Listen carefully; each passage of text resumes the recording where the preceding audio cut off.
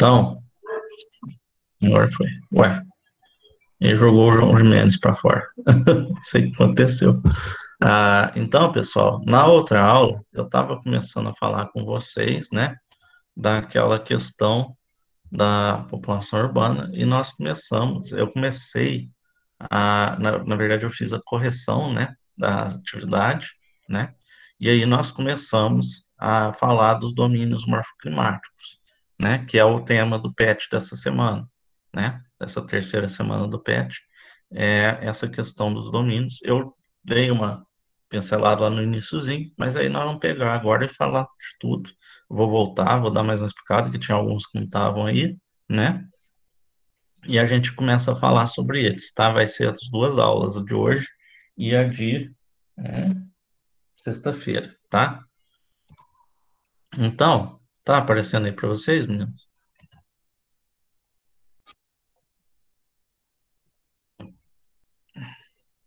Então, domínios morfoclimáticos, né? Como nós vimos, deixa eu ver aqui, peraí. Sim. Beleza. Então, domínios morfoclimáticos, né? Como a gente viu, vou dar uma passadinha mais rápida, vai ser um conjunto espacial, né? De certa ordem de grandeza, né, territorial, onde haja uma combinação característica, né? Então, o que que ele está querendo dizer com tudo isso aqui, dessa forma bonita de se falar? É uma porção, uma parte do espaço, né, do espaço geográfico, aquilo que está à nossa volta, né, uma parte do território, né, que tem uma combinação de relevo, tipos de solo, formas de vegetação, hidrografia e condições climáticas. Então, uma parte do território que tem características específicas próprias dela nesses aspectos. Então, tem um tipo de relevo específico, tem um tipo de solo, tem um tipo de vegetação, hidrografia e um clima específico, né? E aí, no Brasil, nós vamos ter 6 desses domínios, ou 6 desses territórios que têm características próprias, tá? Cada um deles bem grandes, bem diversificados, né? Sendo que 2 são subtropicais, né? Estão fora do trópico, né? Da região tropical, e o restante são tropicais, né?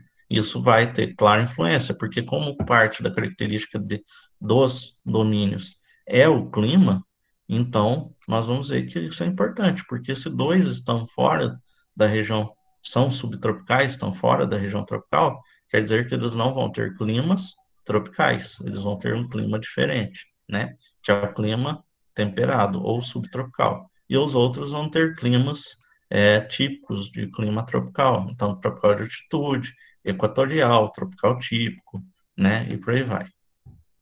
Então, quais que são? Só lembrando, nós temos 6, né?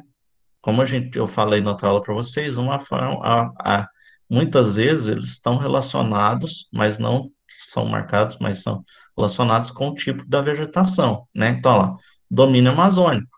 Então, é fácil você lembrar. É lá na região norte que tem a presença da floresta amazônica.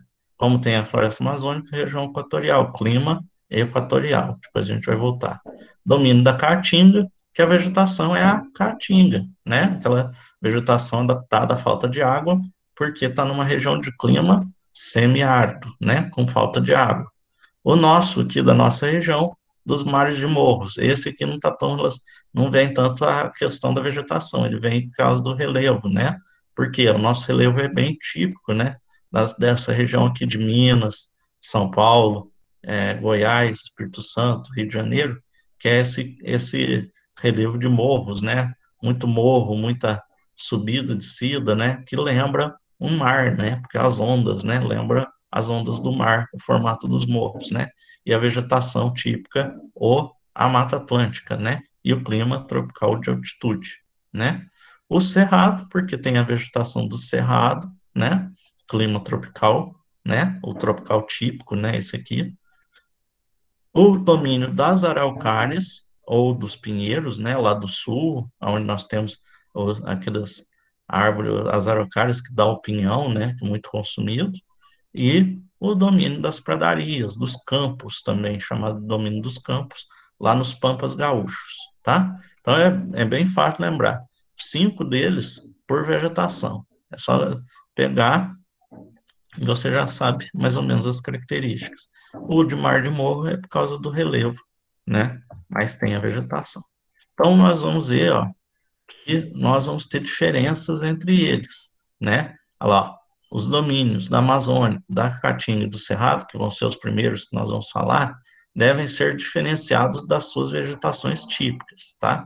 Então, quer dizer que não quer dizer, você não pode confundir o domínio amazônico com a floresta amazônica. Uma é uma coisa, outra é outra, né? A floresta é a vegetação. O domínio é a combinação da vegetação, do clima, do relevo e tudo mais, né? Ele só tem o amazônico para facilitar o entendimento, tá?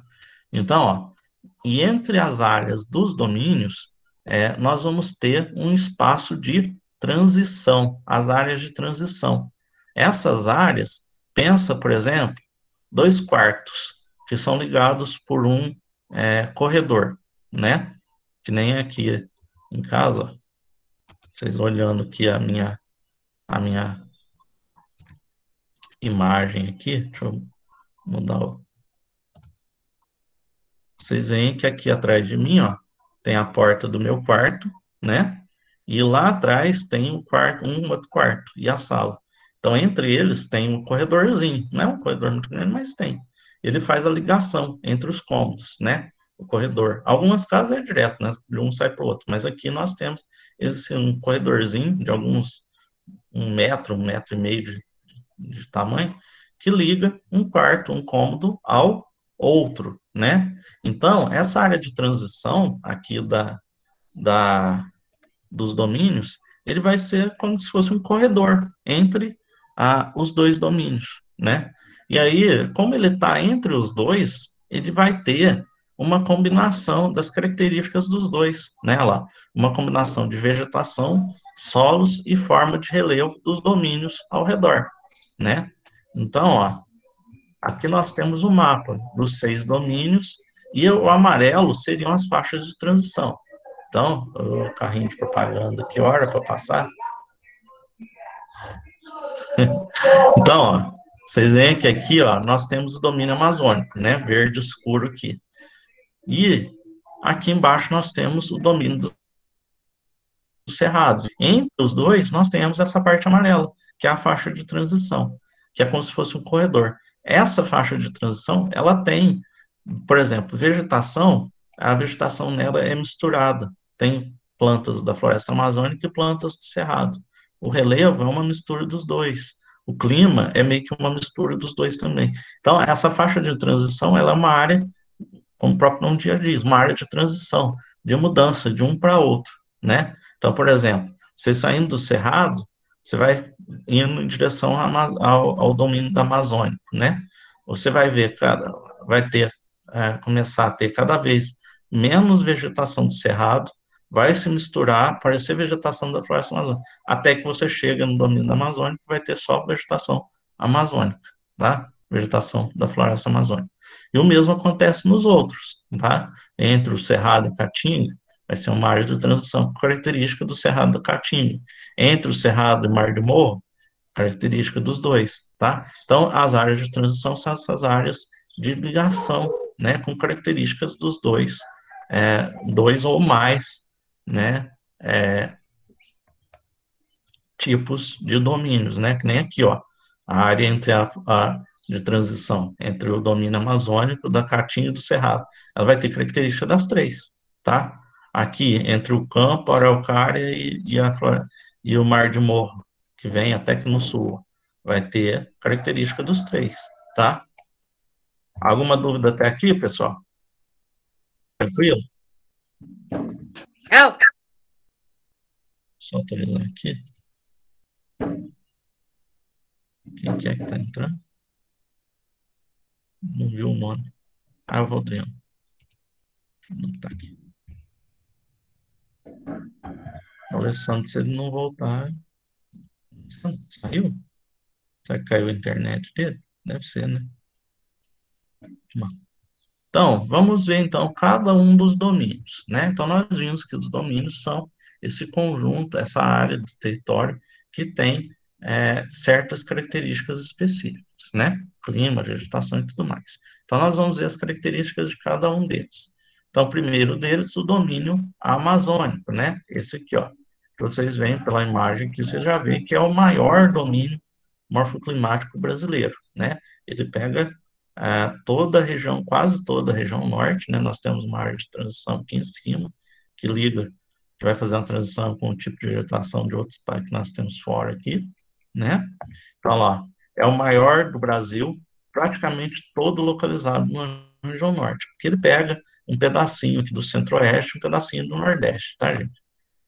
No que diz respeito ao relevo, então vamos ver a característica do relevo. Composição majoritariamente terra baixa, ou seja, terras de baixa latitude, altitude, na verdade eu digitei errado aqui, é altitude, tá, gente? E grandes depressões. Então nós temos é, planícies e depressões, tá? O que é lembra lá, quando a gente estudou relevo? Planície, área plana, né? Ali na mesma altura, ali no nível do mar e tudo mais. Depressão, região abaixo das regiões próximas ou abaixo do nível do mar, tá? Então, áreas muito baixas, né? Tá sempre inundando, né? E tudo mais. O clima, como está na região próxima do Equador, clima equatorial, né? É o único dos domínios, é o único que tem o clima equatorial, tá? Que é um clima quente e úmido, né? Chuvas o ano todo, né? Praticamente todo dia.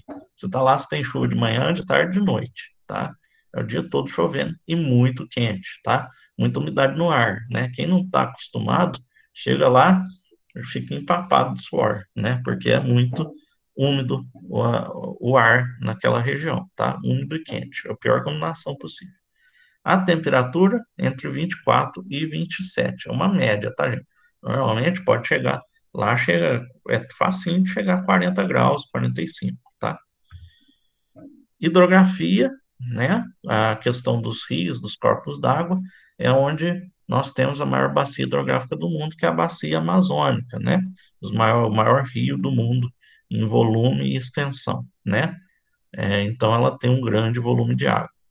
Os solos são pobres, são solos muito pobres, raso, tá, gente?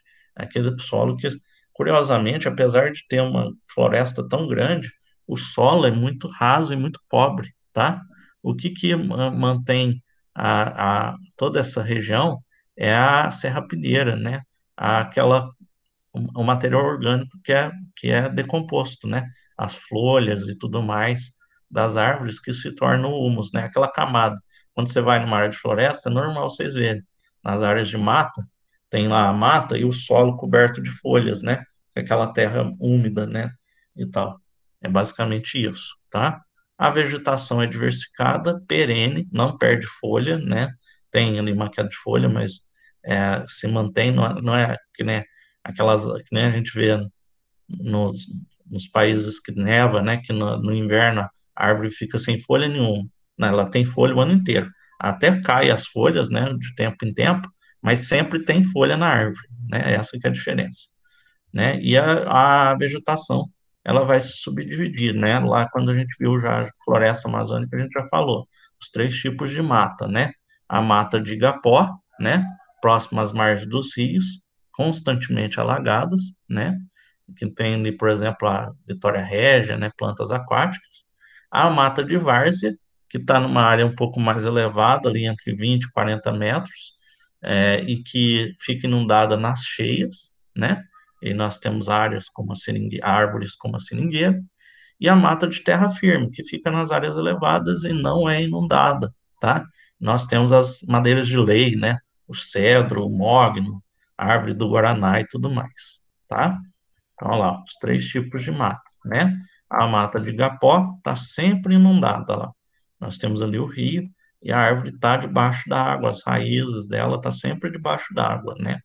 Ah, e a mata de várzea, ela só é inundada quando nós temos a cheia do rio. Aí o rio sobe e vai inundar essa parte. E a terra firme, que não é inundada, tá? Então, lá, nós temos aqui a área da primeira, né, de Igapó, ela sempre inundada, olha para vocês verem. A árvore está na água, né? As raízes dela estão aqui embaixo e nós temos a Vitória Regia, né?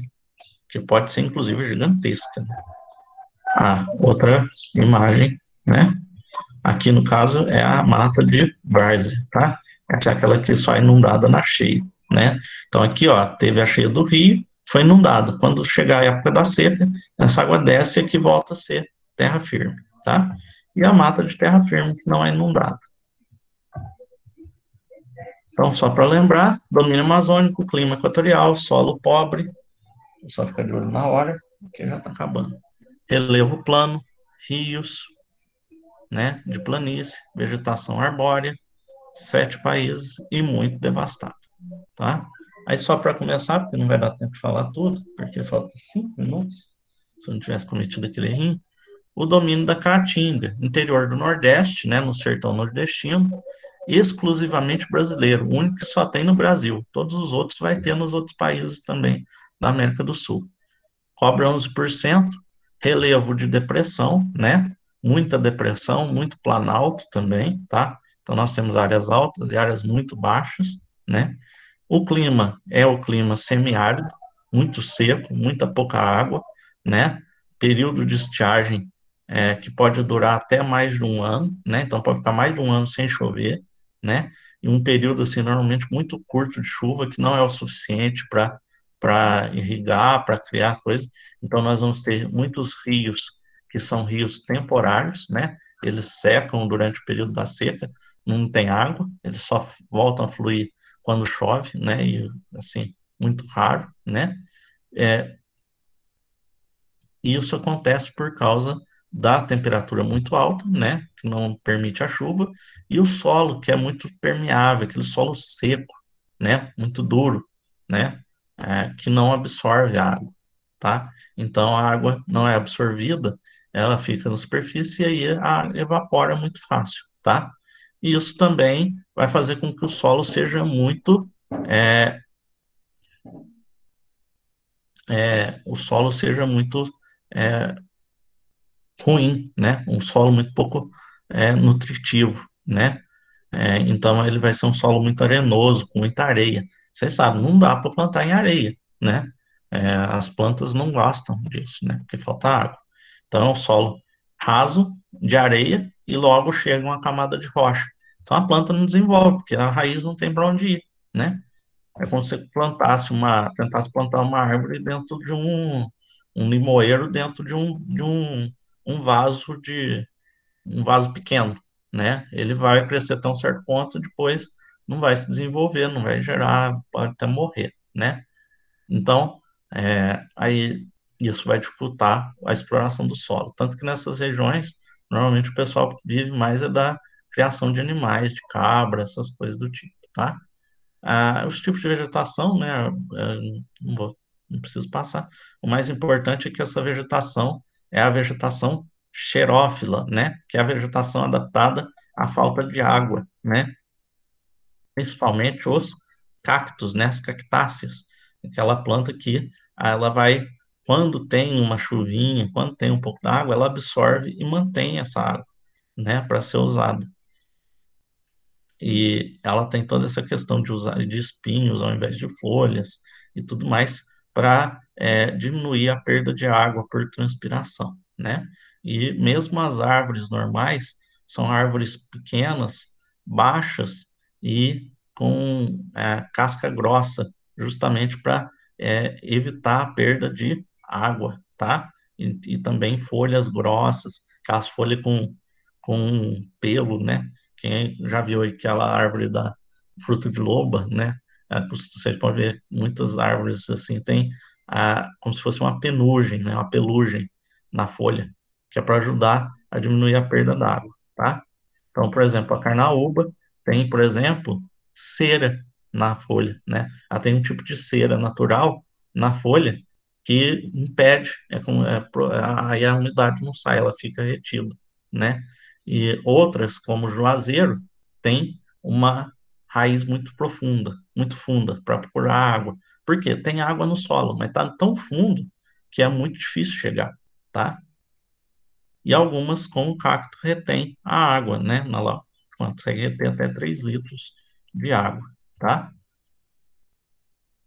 Alguma dúvida, pessoal? Algo que vocês queiram perguntar?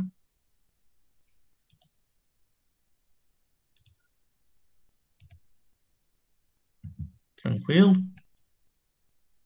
Pois eu vou cobrar na prova. Se não acertar, vou pegar no pé de vocês.